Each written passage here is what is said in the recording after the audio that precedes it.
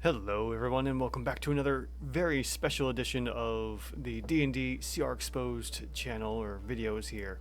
Today we are looking at a unconventional monster here from the Elder Evils 5e conversion. This is Atropus. Someone had put these ones in to have me take a look at them, and as you can see there's a few of them, so I'm going to be skipping past some of these. Jumping back and forth. So in this particular episode, we're going to be taking a look at the aspect of Atropus, again from the Elder Evils 5e, and it's from this link here if you feel like pausing the video and copying this down or whatnot, and taking a look at this monster for yourself. It's a bit of a beast. It's a bit of a beast. Alright, so before we get into that, let's get into the business here. If you like what I'm doing and you would like to use this tool for yourself, you can get it completely for free, or you can donate at my Ko-fi page. Just check the link in the description below where you can get yourself a copy of that. Make sure you make a copy of it when you get to it, because it's a Google Doc. Save a copy and then you have complete access to it, and all the other instructions to get the buttons working for it. Alright, on top of that, if you'd like to also suggest a monster for the show, please feel free to drop a suggestion on my Google form or leave a comment on the video here, because the Google AI YouTube algorithm overlords love comments and interactions. So hey, please leave a comment. All right, let's get into this ridiculous monster here, and start off with 21 AC. This is a gargantuan undead titan. And it has 27 d20 hit dice with the following stats of 28 strength, 20 dex, 27 con, 16 intelligence, 19 wisdom, and 27 charisma. I didn't realize being undead was considered to be so damn handsome. Alright, so we have, for our challenge rating, 29 or 30 when it's in the lair. Hey, what do you know? I'm sure it's far worse. So 29, we're going to say, I'm not going to bother with the lair actions because it's going to be silly. More than likely anyways. So we're looking at 3 saves for an effective +2 AC bonus of intelligence, wisdom, and charisma. We have some skills. We have damage resistances of fire and psychic, only 2. We do have damage immunities of cold, necrotic, poisoning, bludgeoning, piercing, and slashing from non-magical attacks. And at this point, your characters better have some goddamn magic armor or weapons, because that is obscene to be fighting a CR 29 and having mundane armor. Who are you, DM? Come on. Alright, now with the scolding out of the way, let's get into the monster's skills, and there's a slew of them here. So we have anathematic secrecy. It can't be targeted by divine magic or perceived through magical scrying sensors. So, clerics, paladins, better luck next time. We have divine scourge. As a bonus action, each creature within 100 miles of the aspect that is a celestial or a user of divine magic, clerics, paladins, druids, rangers, or some other class the DM deems appropriate, makes a DC 25 con save, and the target takes 35 necrotic damage on a failed save, or half as much damage on a success. On a failed save, a target also suffers 1 level of exhaustion. Okay, that's fun. So that's a bonus action, and there's my malware bites letting me know everything's okay. So let's see here. Where am I going to throw this in? I'm going to throw this into the lair actions because I'm not going to worry about the lair actions. This will make it a crazy long video, and we're going to already go in and throw in, 70 hit points worth of damage, because more than likely we're going to have a cleric, a paladin, a druid, a ranger, or some other class the DM decides is appropriate. So we're going to have that in there just for the fun of our bonus actions. Then we next have innate spellcasting. We have Circle of Death, Create Undead, which we're not worried about. That's just going to raise the encounter difficulty. Meteor Swarm, and Power Word Kill. Now, Power Word Kill is an interesting one because it will either do 100 damage or outright kill the player. So we're not too terribly worried about that. The Meteor Swarm is going to be the fun one, and then Circle of Death would probably also be helpful, but we'll likely stick with the Meteor Swarm for the damage. Next we have Legendary Resistance. And do we have Magic Resistance as well? No, we do not. So we have 3 Legendary Resistances per day. So we'll go ahead and throw those in. And then we have Life Eater. When a creature within 120 feet of the aspect is reduced to 0 hit points, it dies, and the creature can't be revived. Alright, cool. The creature is then raised as an Angel of Decay construct. Alright, so whatever. that's going to affect the encounter difficulty. Limited magic immunity. Oh, fun. This one. So we're going to go ahead and throw this in. Tales of the Valiant has a really great way to handle limited magic immunity by reducing the monster's hit points by like negative 40%. In this instance, because the only way I could figure this out was by giving the Rakshasa, when I looked at it, oh so many years ago, was to give it plus 10 effective AC, which seemed to bring it to the 13 CR that it has with like the nothing that it can do. It has like one attack and then that's it. It's just there to piss off your players because of that limited magic immunity. Beyond that, we're going to move on because that's annoying. Alright, we have magic weapons, don't care. Negative energy aura. Any non-undead creature within 30 feet takes 14 damage per round. Furthermore, undead, blah blah blah, we don't care. A non-undead creature that were to magically regen hit points must make a con save to do so, otherwise a failed save, creature takes necrotic damage equal to the hit points it would have regained.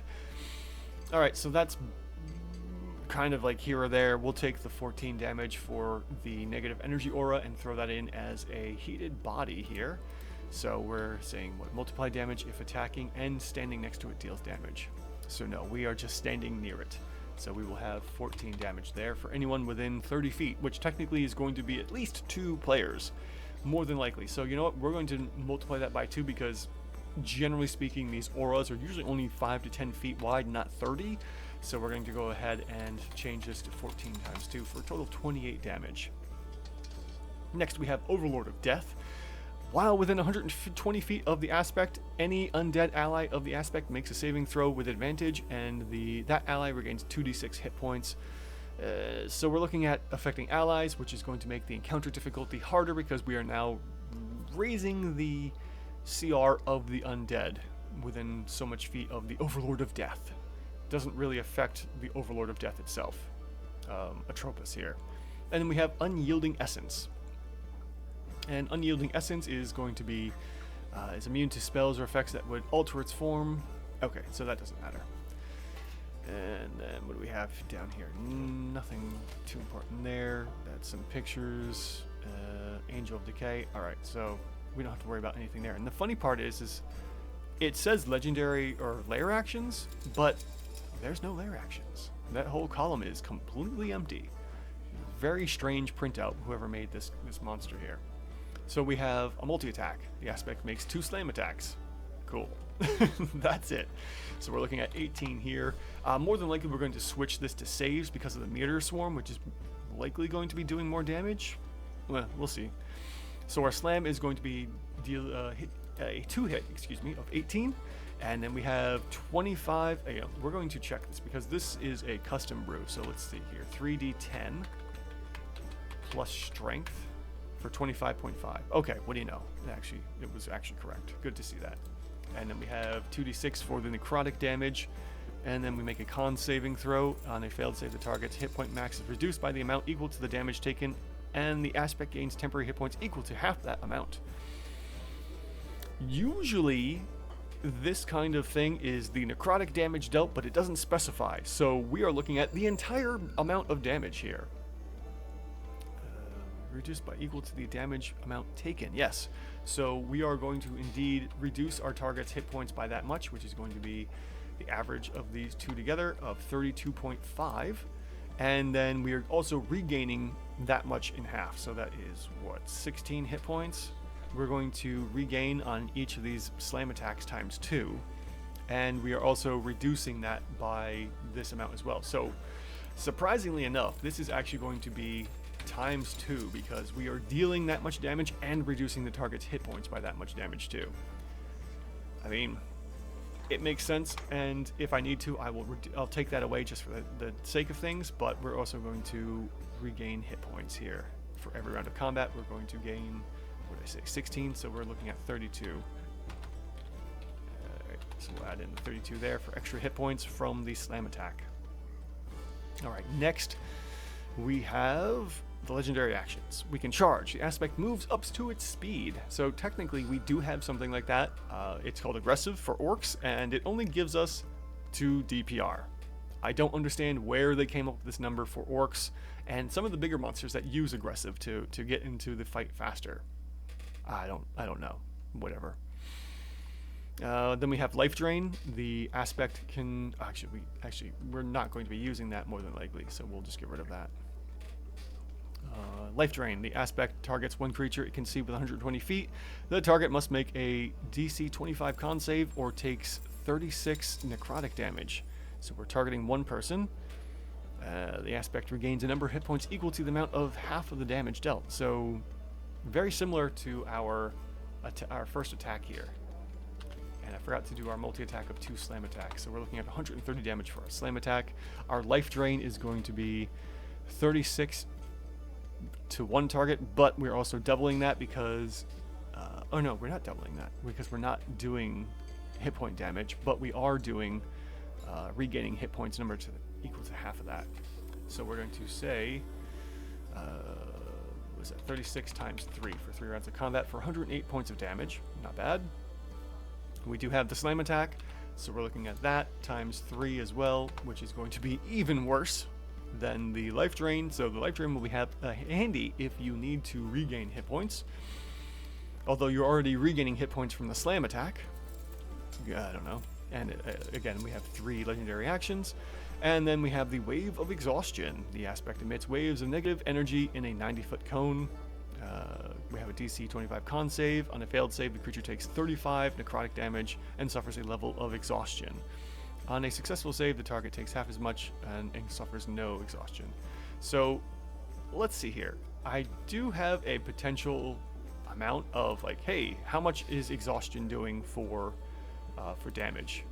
And we could say something to the effect of like, okay, you know, if we're suffering 2 levels or up to 6 levels, so that's going to basically kill someone. You know, we could, in theory, say like, oh, every time a creature suffers a level of exhaustion, we're gaining an extra 27 hit points because of the battle effectiveness. Now, I do understand that level 1 exhaustion only affects skill checks, but once we get past level 2 and we get into level, we get to level 2, level 3, that's when it really starts to impact the player.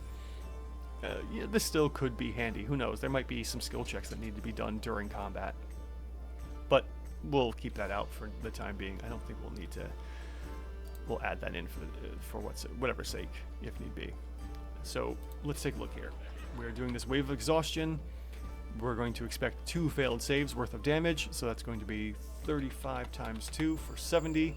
And then we're also going to be adding in our 1 attack here for 135. So... it looks like our best bet to do all the damage we can do would be to just slam attack. Or we could take the average of all 3, which came to me like 2 videos ago that maybe I should be doing the averages of all the legendary actions. But let's see what it looks like with all just slam attacks. This monster's going buck wild and doing 5 slam attacks every round of combat. It's gonna be fun. Okay, so the legendary action was from the bonus action, so we're going to add in that.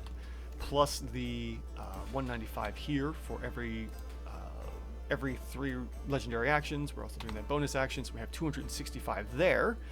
And then we're doing multi-attacks as well. So we don't even need to fill in the rounds 1, 2, and 3. That's all going to be the same. So we're just going to go ahead and add in the multi-attack here as well. And that, I believe, is everything. And we're not even using magical spells. So the irony here is... I was thinking like, oh, Meteor Swarm. This will probably be pretty good. Let's take a look at Meteor Swarm. And where is that? Level 8, level 9. Nope, nothing there. Meteor. Oh, there we go. Meteor Swarm. Perfect. 280 damage. Okay, so yeah, that one could be pretty handy. We'll come back to that in a little bit.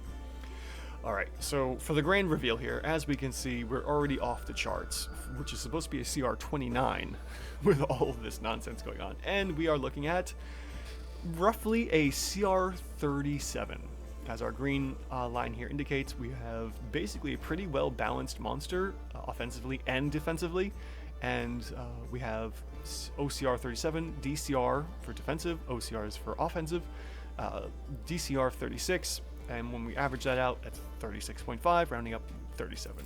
You know, in between, regardless, left or right, it's not going to be a big deal. What is the big deal is completely killing divine magic casters and not being able to do anything with them. So let's take a look at this real quick here. What happens if we use a meteor swarm? Well, we're going to switch that up just a little bit, and we're going to say 280 for round 1, doing a meteor swarm, and then 2 multi-attacks for every round of combat. And that's going to jump us up to a CR 38.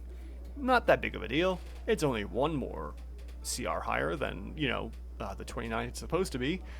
This is a pretty vicious monster here. Not surprising.